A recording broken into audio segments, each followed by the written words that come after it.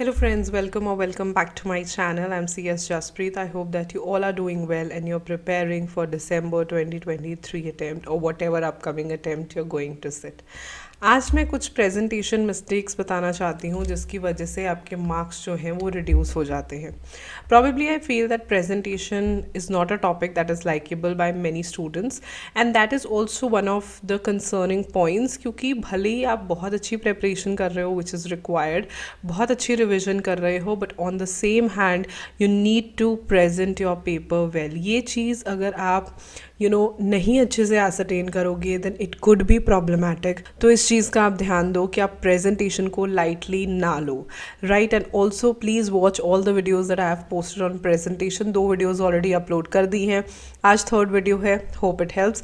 अगर चैनल को सब्सक्राइब नहीं किया है तो कर लो एंड वीडियो को लाइक करके ज़रूर जाया करो and do leave a comment below. तो प्रेजेंटेशन मिस्टेक्स क्या होती हैं जिनकी वजह से हमारे मार्क्स रिड्यूस हो जाते हैं, या मैं ये बोलूँगी कि एग्जामिनर हमें डिजर्विंग मार्क्स नहीं देता.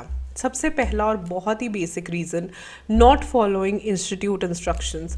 इतनी बार कहने के बावजूद भी बहुत सारे बच्चे हैं जो इंस्टीट्यूट की इंस्ट्रक्शंस नहीं मानते. From a simple instruction from the pen colour to instruction of attempting all parts together. मतलब ये बहुत ही बेसिक बातें हैं लेकिन बच्चे से मैंने देखा है ज़्यादा इंपॉर्टेंस नहीं देते. आई don't know why, because you should know कि लास्ट अटेम्प्ट में बहुत सारे बच्चों को नोटिस गया था इंस्टीट्यूट की तरफ से कि आपने रिकमेंडेड पेन यूज़ क्यों नहीं किया. I think you should always ascertain this thing कि अगर इंस्टीट्यूट कुछ भी कह रहा है, कोई इंस्ट्रक्शन दे रहा है, उसके पीछे कुछ रीजंस होते हैं. You really can't flout them. बहुत सारे बच्चे ये सोचते हैं कि हम तो अपने हिसाब से चलेंगे, अपने हिसाब से पेन यूज़ करेंगे, पार्ट्स जहाँ मर्जी हम कर देंगे. ऑलवेज ट्राई टू अंडरस्टैंड उसके पीछे कुछ रीजंस होते हैं, जैसे कि ब्लैंक पेजेस हमें इन बिटवीन नहीं छोड़ने चाहिए, न्यू क्वेश्चन और न्यू पेज, लाइक बहुत सारी इंस्ट्रक्शंस हैं जो सेपरेटली इंस्ट्रक्शंस में आती हैं. बहुत सारी इंस्ट्रक्शंस क्वेश्चन पेपर पे लिखी होती हैं, आंसर शीट पे लिखी होती हैं, but many students choose to ignore them क्योंकि उनके अकॉर्डिंग उनका कोई रेलेवेंस नहीं है. Please try to understand institute की इंस्ट्रक्शंस बहुत ज़्यादा इंपॉर्टेंट होती हैं प्रेजेंटेशन में, बिकॉज वहीं से जो है पूरी की पूरी प्रेजेंटेशन स्टार्ट होती है. जैसे बहुत बेसिक चीज़ है ऑल पार्ट्स टुगेदर. बच्चों को लगता है हम कहीं भी कर देंगे, एग्जामिनर तो ढूंढ के नंबर देगा ही. नंबर तो देखो आपको मिलेंगे, but don't you think it's annoying on your part कि आप सारे पार्ट्स इधर उधर कर रहे हो and also risking your paper. आप खुद एक एक तरीके से सोचो कि आपको अगर ऐसा पेपर चेक करना पड़े तो आपको नहीं लगेगा ये क्या किया हुआ है बच्चे ने. It always spoils your impression. तो सबसे पहली चीज़ प्रेजेंटेशन में है इंस्टीट्यूट की इंस्ट्रक्शंस को मानना. Take them seriously, not like कि अच्छा दे दी इंस्ट्रक्शंस, ठीक है देख लेंगे. बहुत बच्चे तो पढ़ के भी नहीं जाते instructions. I don't know why, but please take them seriously because आने वाले अटेम्प्ट्स में इनका भी आपको ध्यान रखना पड़ेगा. The second basic thing is over attempting. बच्चों को लगता है जितने क्वेश्चंस बोलें उससे ज़्यादा अटेम्प्ट करेंगे तो सबके मार्क्स मिल जाएंगे. That's really not true. आपको क्लियरली पढ़ना चाहिए. इंस्ट्रक्शंस में लिखा होता है कि आपने पेपर को ओवर अटेम्प्ट नहीं करना. चाहे वो सिंगल क्वेश्चन की बात है, जितनी बात पूछी है उसे marks wise, right, I would just say marks wise आप उसे एक्सप्लेन करो एंड दैट इज़ इट. और ओवरऑल पेपर को तो ओवर अटेम्प्ट करने के बारे में सोचना भी मत. कोई फ़ायदा नहीं होता इससे, ठीक है. इससे कोई आपको एक्स्ट्रा मार्क्स नहीं मिलते. बहुत बच्चे ये गलती भी करते हैं, राइट. कभी कभी ठीक है गलती से कर दी कि उन्हें पता ही नहीं है, but other than that please एक बार इसे समझने के लिए एक बार आप ऐसे किया करो कि पेपर में बैठने से पहले एक पास्ट ईयर क्वेश्चन को रेफ़र कर लिया करो, राइट. एक क्वेश्चन पेपर को, सॉरी क्वेश्चन को नहीं, क्वेश्चन पेपर को रेफ़र कर लिया करो. उससे बहुत फ़र्क पड़ता है. आपको कितनी चीज़ें पता चलती हैं, क्वेश्चन पेपर कैसा आता है, पेपर कैसा आता है, because over attempting is very bad. It's very bad. Presentation में अगर आप ओवर अटेम्प्ट कर रहे हो it's not good at all, right. क्यों करना ओवर अटेम्प्ट? जितना पूछा गया है, जितना अटेम्प्ट, जितने नंबर, पेपर तो 100 नंबर का ही होता है ना, बाकी एक्स्ट्रा होता है. जो ओवर अटेम्प्ट पार्ट होता है वो एक्स्ट्रा होता है. आपको एक्स्ट्रा के नंबर थोड़ी मिलेंगे. सो बी क्लियर विद इट कि आपने ओवर अटेम्प्ट नहीं करना, और ये सारी चीज़ें आप फर्स्ट 15 मिनट्स में आप डिसाइड कर सकते हो। सीए में तो ऑलरेडी 15 मिनट्स मिलते थे, अब सीएस में भी 15 मिनट्स एक्स्ट्रा मिलने लग गए हैं। So if you want to me to post a video कि जो शुरू में 15 मिनट्स हैं उन्हें हम मैक्सिमम कैसे यूटिलाइज कर सकते हैं, so please comment below, I would love to post that video, because वो वीडियो बहुत यूजफुल होने वाली है आपके लिए। The next point is quality of the answer.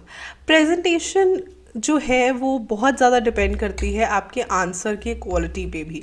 बहुत सारे बच्चे फोकस करते हैं कि हम कीवर्ड्स लिखें, टेबल्स बनाएं, चार्ट्स बना लें, वो सारी चीज़ें आपके आंसर की क्वालिटी को इम्प्रूव करती हैं। लेकिन अगर आप सिंपल लैंग्वेज में, लेमैन लैंग्वेज में पेपर अटेम्प्ट करते हो, it obviously creates I would say not a good impression. उसके पीछे कोई ये बात नहीं है कि अरे हमने समझा, हम अपनी लैंग्वेज में लिखो, बिल्कुल लिखो, बिल्कुल लिखो, लेकिन कीवर्ड्स को मत स्किप करो।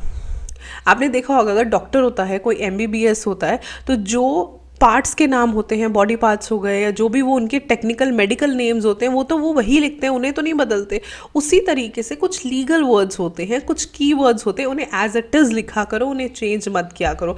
बिकॉज एक वर्ड को एक्सप्लेन करने के लिए आप बहुत सारे वर्ड्स यूज़ करोगे, फिर भी उसका इम्पैक्ट वैसा नहीं होगा जो आप एक लीगल वर्ड से क्रिएट कर सकते हो।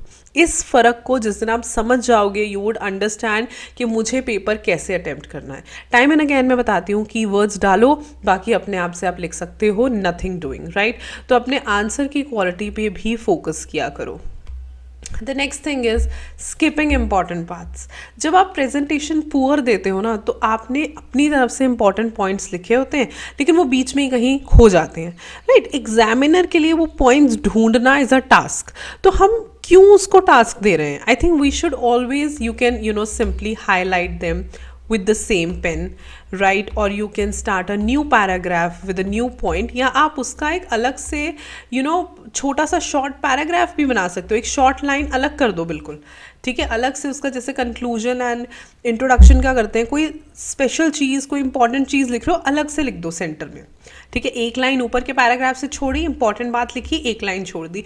Y are we not understanding? हमें क्या है, जब एग्जामिनर आंसर देखे उसे लगे कि ये इंपॉर्टेंट बात लिखी गई है, लेकिन अगर आप प्रेजेंटेशन पे ध्यान नहीं दोगे, वो बीच में ही कहीं रह जाती है, right. Always try to understand this. ये छोटी छोटी चीज़ें हैं, जब आप शायद अपनी तरफ से लिख दोगे, लेकिन एग्जामिनर को वो ढूंढनी पड़ेंगी। So always focus on these things कि हमने अपना पेपर एकदम बढ़िया देना है, ताकि एग्जामिनर को बहुत ईजिली पता चल जाए कि हमने वो इंपॉर्टेंट पॉइंट मैंशन किया है। उसके अलग अलग तरीके हैं, आप जैसे मर्जी कर सकते हो। And the last mistake, decorating the exam. Don't do that. मैं देखती हूँ या मैंने देखा है बच्चे जो हैं फ्लूड यूज़ कर रहे होते हैं, या जैसे there is a combination of pens, black, blue. Don't do all these things. कोई कैलीग्राफी कॉम्पिटिशन नहीं है, हमें सिर्फ इतना ध्यान देना है कि हमारी प्रेजेंटेशन से जो है बात क्लियर हो जाए। वो हाईलाइट इन द सेंस आप सेम पेन से अंडरलाइन कर दो, या समटाइम्स ऐसे कुछ आप स्पेशल लिख रहे हो, तो फॉर एग्जांपल कास्टिंग वोट है, आप नॉर्मल लिखते लिखते उसे इस तरीके से कैपिटल वर्ड्स में लिख सकते हो, ताकि पेपर में वो अलग से नज़र आए, राइट। तो ये सारी चीज़ें होती हैं। अदरवाइज कोई इसमें आपने डेकोरेशन नहीं करनी, गलत हो गया है, one stroke, that is it. उसके ऊपर फ्लूड लगा रहे हो, उसे सुखा रहे हो, it's not a school. Try to understand and you are going to be a professional. हमेशा आप कोशिश करो कि आप करेक्ट लिखो, और अगर गलत हो गया है तो वन स्ट्रोक अंडरलाइन करो एंड आगे बढ़ो। All these things are very very important for a neat and clean paper.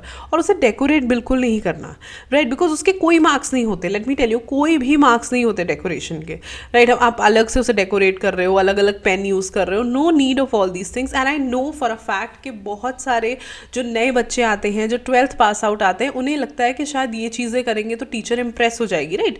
Let's be honest, इसमें कोई गलत चीज़ नहीं है, लेकिन this is a professional exam, right. तो बस आप इतना ध्यान रखो कि आप सेम पेन से उसे अंडरलाइन करो, सेम पेन से वन स्ट्रोक कट करके आगे लिखो, और you are going to be a professional. कोई डेकोरेशन नहीं, सिंपल लिखो, सिंपल तरीके से, neat and clean, readable paper होना चाहिए। और ये जो गलतियां मैंने अभी आपको बताई हैं, ये आपने कोशिश करनी है कि बिल्कुल ना पेपर में हो, because they can cost you lot of marks, right. बच्चों को लगता है कि क्या ही फ़र्क पड़ता है, लेकिन अगर आप बात करोगे उन बच्चों से जिन्होंने, जैसे ये पेन वाली बात आ गई, पेन यूज़ किया था डिफरेंट, उन सबको नोटिस गए थे, right. So please try to understand क्यों हम अपने आप को ट्रबल में डालें। जब इंस्टीट्यूट बोल रहा है ये चीज़ है वो चीज़ है, हालांकि I am also awaiting the instructions. एक बार इंस्ट्रक्शंस आ जाएंगी तो मैं डिटेल्ड वीडियो बनाऊंगी, फिर उसमें जो जो चीज़ें बताई जाएंगी फॉर दिसंबर 2023 अटेम्प्ट, उसके बारे में हम डिस्कस करेंगे। बहुत सारी वीडियोज़ हैं, वीडियो रिक्वेस्ट मैंने देखी कॉमेंट सेक्शन में है, which are coming in the next week and very very soon. So keep subscribe to my channel. और अगर आपके पास भी कोई रिक्वेस्ट है, feel free to leave the request in the comment section below.